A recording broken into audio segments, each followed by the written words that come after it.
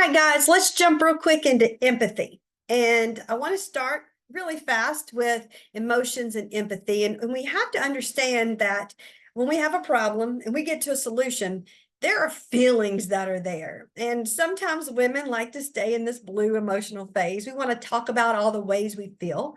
And sometimes men, and I say sometimes, y'all, men want to skip the emotions and go straight to the solution. A perfect example is I called my husband one day, and I do love this example. I said, I've had a horrible day. I want to quit my job. And he said, I think you should quit your job. And I was like, oh, you never listened to me. And in his mind, he did. I want to quit your job. You want you to quit your job? Quit it. We'll figure something out. Solution. Let's roll. I want to talk about all the reasons I want to quit. All right. And so I end up calling a coworker and who happened to also want to quit. And for 45 minutes, we talked about how much we want to quit our jobs. And guess what? We're fine. So sometimes we need to process these feelings. We need to talk through them. Okay. Now, when we look at this, there is this emotional regulation piece where we have distress and then we seek out the comfort of others. Our disconnected children have trouble linking with us. In other words, once they're disconnected, their learning system is off. Once they connect, the learning system is on. So let's figure out, first of all, what is your empathy type? And I think this is really important because I see it a lot in the teachers I work with, right? So here's the situation. Let's say this is early childhood. It is the easiest one to do. Maria comes late into school. She walks in. She sees everyone on the carpet. She's missed many parts of her morning. She throws her book bag on the floor. She stomps her feet and she yells, stop. She crosses her arms and she stares. What do you say? Be honest. Because see, before you can teach empathy, you have to kind of know your empathy style.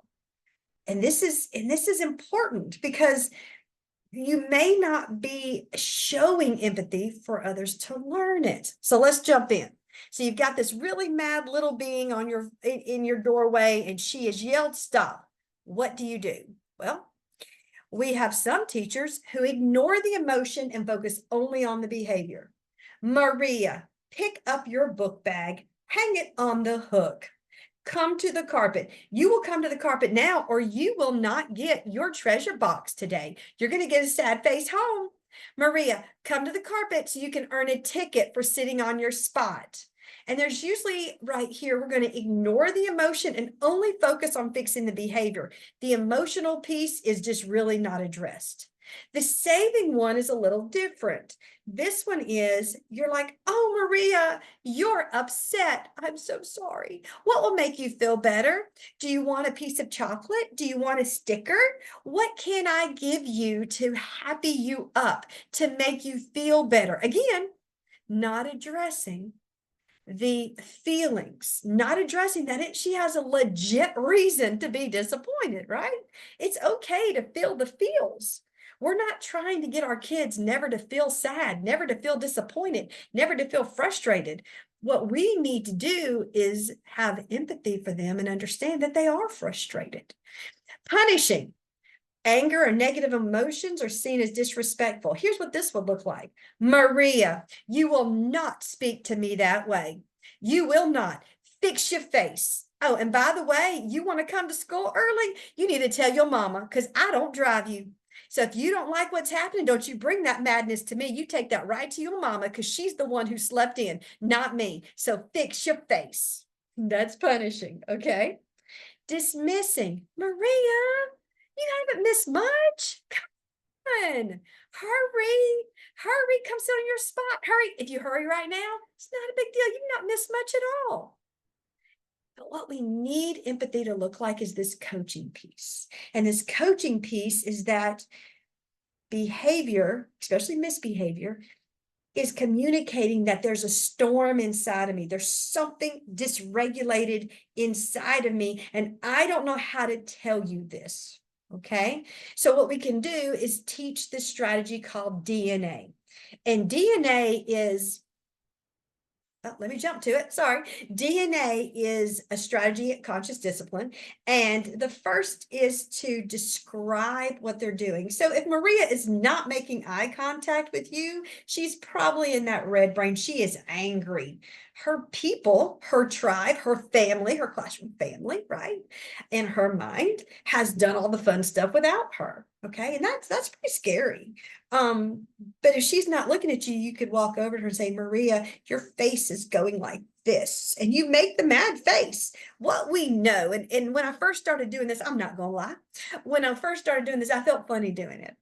But then I was in the grocery store and I was walking down the aisle shopping, and a woman was standing with her husband at some canned goods. And she said, you know what? My ankle really hurts. Look at this. And my crazy self stopped pushing the buggy to look. Why do I care what someone else's ankle looks like? I don't know this woman. It's because she said, look at this. We have this natural ability to be curious. We want to see what's going on. So when I say your face is going like this, that kid will look. And as soon as you make eye contact, take that inhale, take that exhale, because you're going to download calm. You seem frustrated. You seem disappointed. You seem angry. You seem sad. They will tell you if you have used the wrong word. I'm not angry. I'm sad. Or I'm not frustrated. I'm angry. Okay, you're angry. You wanted to do, I don't know, wish you well this morning, but you're late, so you missed it. And that upsets you, and I understand. I can't fix it, or it's done. But look, we did put you on the wish you well board, and we all wished you well because you weren't here. So now we can move you to the class.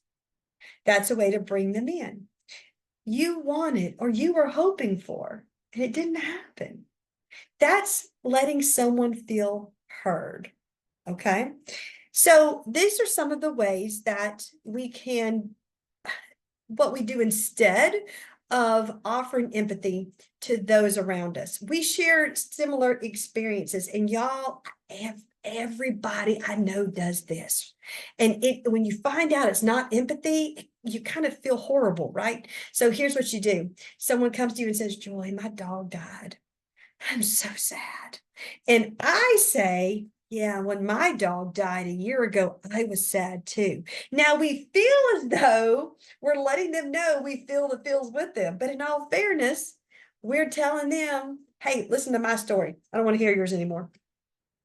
This is one of the hardest things because I'll be honest, it's something I do all the time. And I have to really work on not sharing similar experiences when people are talking to me about a hard time. We give fix-it advice. Okay, I'm just going to go ahead and tell you. When my kids were teenagers, I used to say to them when they would start telling me about something, do you want me to listen or do you want me to fix it? 99% of the time, they said, listen. They already know the solution, y'all. They just want someone to listen. We truly don't want someone to tell us what to do unless I say, look, I'm stuck, but here's all the details. Give me your opinion. Sometimes we can offer humor to lighten this situation. And let me just go ahead and tell you, humor is my go-to tool for everything. And so I had to be very careful with this because I can be seen as being non-caring. But we try to deflect it or laugh about things. And it's not okay. Empathy means, and I hate to say this, we sit in the muck with them. Okay. So if you wanted to know the difference, sympathy is if someone's sitting in the mud. Sympathy is you look at them in the mud and you're like, oh no, you're muddy. I hate that. As soon as you get cleaned up, come see me. That's sympathy. Empathy is you sit in the muck with them. In fact, true empathy, if I feel what you're feeling, the same pain pathways in my brain light up that's in yours. So sympathy, someone sitting in mud, you walk by and say, I'm so sorry you're sitting in the mud. As soon as you get out, call me. Okay. Empathy, I'm going to sit in the mud with you. I'm going to feel the feels with you. I know you're going through a sucky time. I just want you to know you're not alone. Some people say compassion is I get in the mud with you. I listen to what you're going through, and then I offer you a hand out. But again, you got to understand, you Google empathy, sympathy, and compassion, you're going to get millions of pages who try to help you figure it out. And it's all very fascinating. And then finally, reassuring, dismissive of problems. This is if you have a child come to you and they're like, their mom might be in the hospital for cancer, and they'll say something like, I'm afraid my mom's going to die. And you want to take all the weight of that world off that child. And you say, they're going to be just fine. It's going to be okay. You don't know. So we can offer reassurance without really knowing it. Okay. Instead of acknowledging that that's a big fear. That's a big fear. But we hope the doctors will do everything they can. And we have hope that your mom will be able to be okay. But this is a very scary time. And then finally, gushing with sympathy. This is where we get caught up in the emotions with the person, but we're not really listening. So they're like, I'm so sad my dog died. I'm sad too. That's the saddest thing ever. It's just awful. It's just so awful. And we actually take over the conversation, putting words to emotions that they don't have. Let me just go ahead and tell you a hilarious story. It's actually a pretty sad story, but a hilarious story about this. I was doing classes at the prison, and we were discussing executive functioning skills. And so after class, a man was sitting and waiting, and so I went and sat beside him, and I said, did you have any questions? And he said, I'm 60 years old, and they just diagnosed me with autism.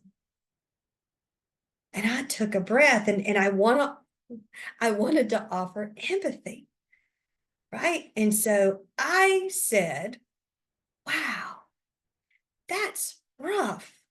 You have to feel finally heard because you knew something was wrong, but you didn't. You have to feel sad because you went this whole time without anyone really knowing you. You got to feel angry because the system wasn't able to help you. I said, you got to feel some relief that you finally are being seen. And the man is just looking down at his hands, and he said, well, I didn't feel any of that. I was just processing it. Now I don't know what to feel. And I felt terrible because what should I have said? I'm 60 years old and they just diagnosed me with autism. And I should have said, wow, where are you at with that? How are you feeling with that?